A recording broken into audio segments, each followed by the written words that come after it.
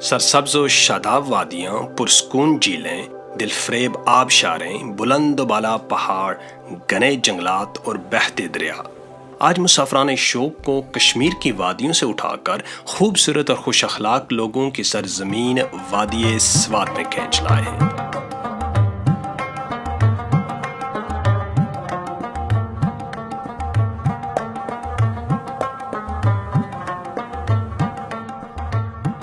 इस वादी में कुदरत अपनी तमाम तर रानाइयों के साथ जलवागर है।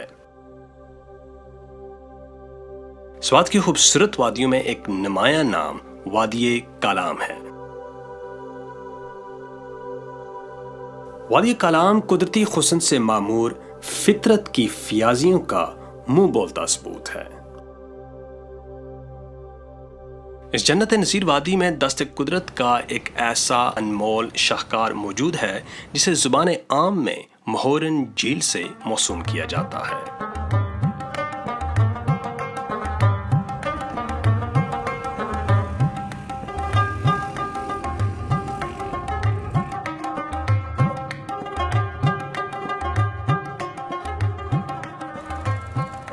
पहाड़ों के अंदर दूर कहीं सदियों से छुपी हुई ये झील फितरत के अनमोल मोतियों में से एक है। इस झील का बुलावा हमारे नाम आया तो आंखों में तलाश लिए कालाम से निकलकर दिलफरेब रास्तों से गुजरते हुए हम मोहरन की तरफ आज़म सफर हुए।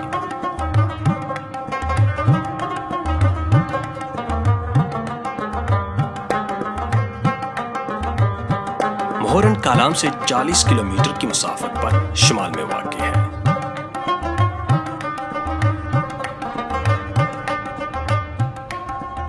इस झील तक पहुंचने के लिए दुश्वार रास्तों के बाइस जीप या एक जानदार गाड़ी की जरूरत होती है।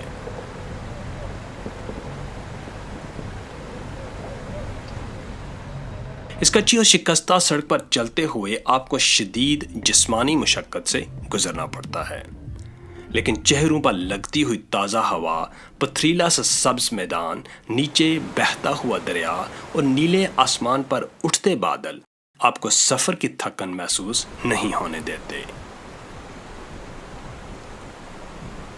दरिया के साथ साथ जाती पहाड़ों के दरमियान से बल खाती ये सड़क बहुत ही हसीन मनाजर की अमीन है।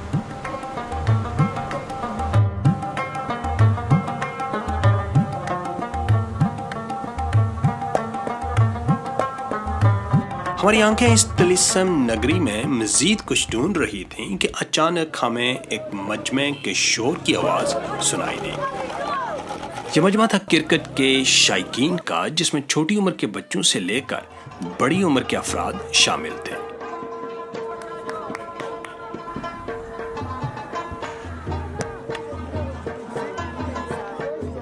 हम भी बेख्तियार इस अनजान इलाके के अजनबी मजमे में शामिल हो गए, लेकिन बेगानगी का एहसास उस वक्त अपनायत में बदल गया जब इस पुश्तून मजमे का एक फर्द हमें अपने घर ले जाने पर बज़िद हो गया।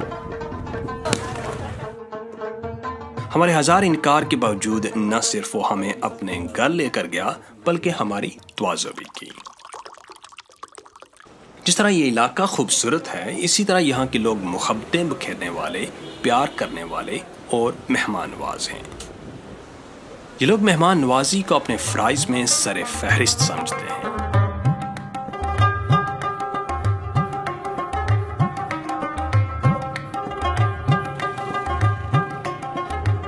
हमने अपने मेज़बान से इजाज़त तलब की और दरियाई नालों, बहती नदियों और कच्चे रास्तों से आगे बढ़ते हुए ऊंचे पहाड़ों के अंदर दूर कहीं सदियों से छुपी हुई मोहरन झील की तरफ रवाना हो गए।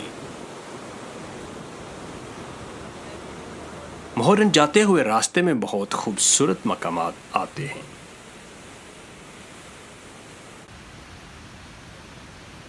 आबशार नामी मकाम इतना खूबसूरत है कि मोहरन जाने वाली गाड़ियां कुछ देर के लिए इस मुकाम पर बेइख्तियार रुक जाती हैं।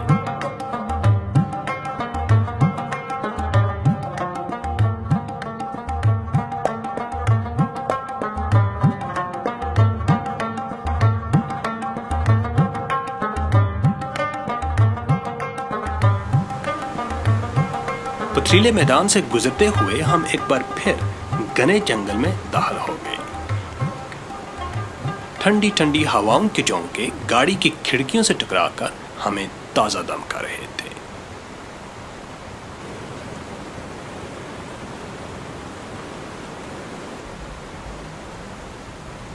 दरिया से महज 1 मीटर ऊंचे रास्ते पर हमारी गाड़ी फराटे भरती गुजर रही थी और ये जीप ट्रैक हमें फितरत के नए रंगों से मुतारफ करवा रहा था। दरख्तों के साए में गाड़ी चलती रही और पहाड़ों में शोर मचाता, वसीला जाग उड़ाता, तंग दरों में बहता सब्ज पानियों का दरिया हमारी निगाहों की सिराबी करता रहा।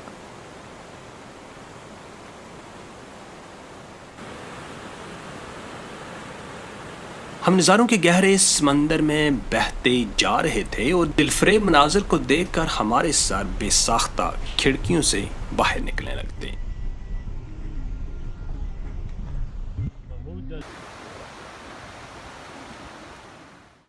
हमारी गाड़ी सरसब्ज पहाड़ी गांव में दाखिल हो रही थी और रास्ते में गांव के बच्चे हमें मुस्कुरा कर देखते और हम उनको।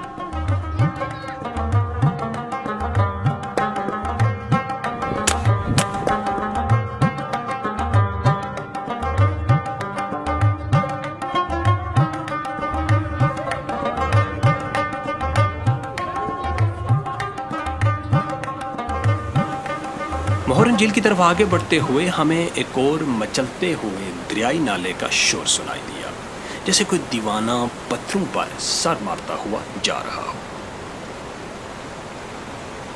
जंगल के बीचों बीच गुजरता हुआ ये दरियाई नाला एक रोमानवी मंजर पेश कर रहा था।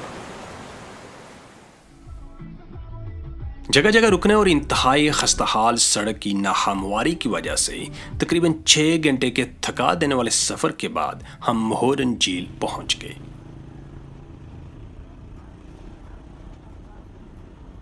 अंधेरा छा चुका था और हवा में सर्दी भरी हुई थी।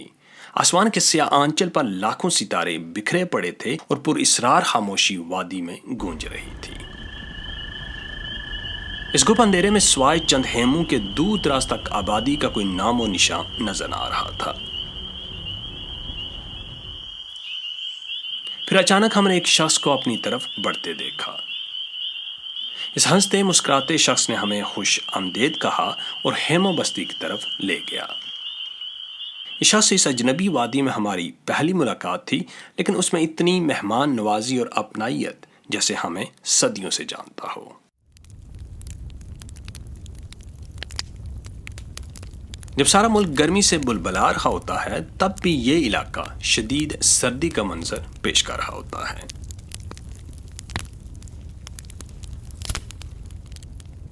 सर्दी से बचने के लिए हम कैंप फायर के इर्द गिर्द जमा हुए और सर्द बस्ता लम्हात में तारों भरे आसमान में टूटते सितारों को देखते रहे और न जाने कब नींद की पुरसकून वादी में उतर गए। अगली सुबह की पहली किरणों के साथ हमारी आंख खुल गई और हेमे से लड़खड़ाते हुए हम बाहर निकल गए।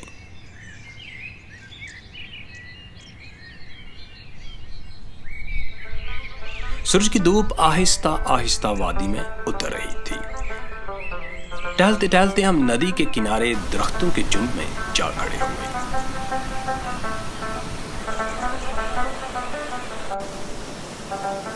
चारों तरफ बुलंद पहाड़, दरमियान में फैली हुई वादी, सरसब्ज मैदान और उसके साथ बहती हुई नदी एक निहायत ही खूबसूरत मंजर पेश कर रही थी।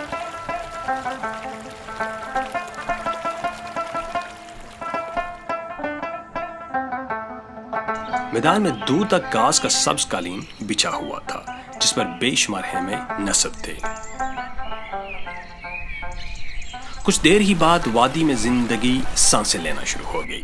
कहीं पालतू घोड़े चरते नजर आ रहे थे, कहीं चिमनियों से धुआं उठने लगा था, कहीं नई मुसाफिरों की आमद शुरू हो चुकी थी, तो कहीं नई मंजिलों के सफर के लिए तैयारी की जा रही थी।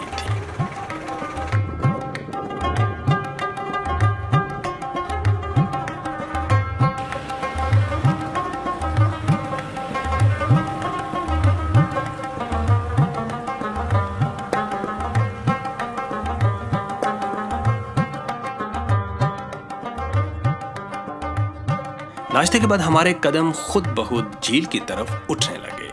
हर तरफ हरियाली, आसमान से सरगोशियां करते हुए पहाड़, सब्ज नीले पानी।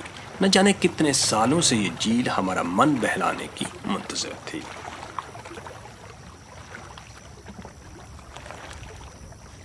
हम कश्ती में बैठकर झील के तिलिस्माती हुस्न में डूबते चले गए।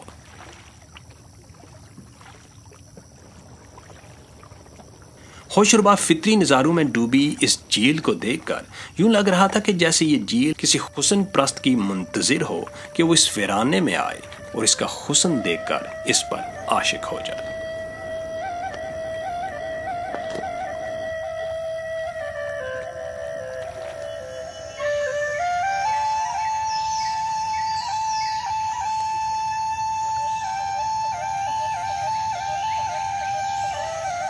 झील के उस पार जंगल नुमा एक सरसब्ज इलाका नजर आ रहा था जो हमारी मंजिल था।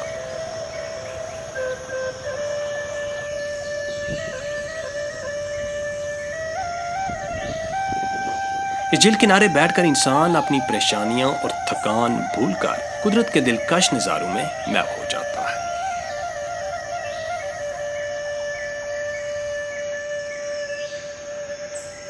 फितरत का हुस्न अपने दामन में समेटे ये झील गर्मी के चंद महीने ही अपने हुस्न के जलवे दिखाती है और फिर सारा साल बर्फ की चादर ओढ़े नई मुसाफिरों के ख्वाब देखती रहती है।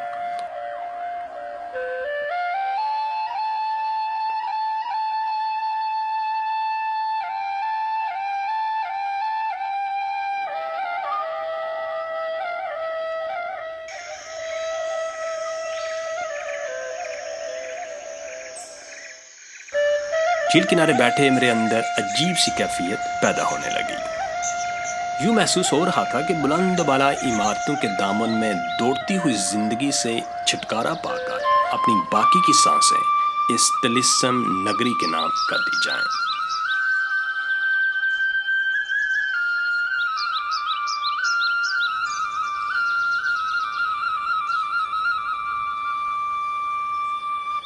शायद मेरे अंदर भी कोई खाना बदोश रहता है जो वीरानों में जिंदगी बसाने के ख्वाब देखता है।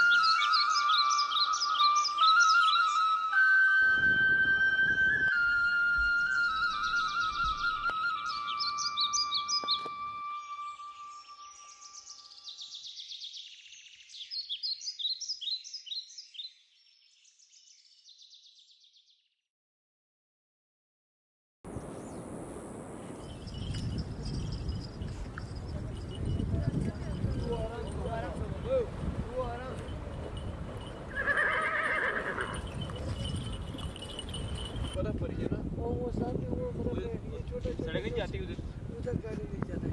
ये छोटा छोटा जो है ना ये बर्फ है।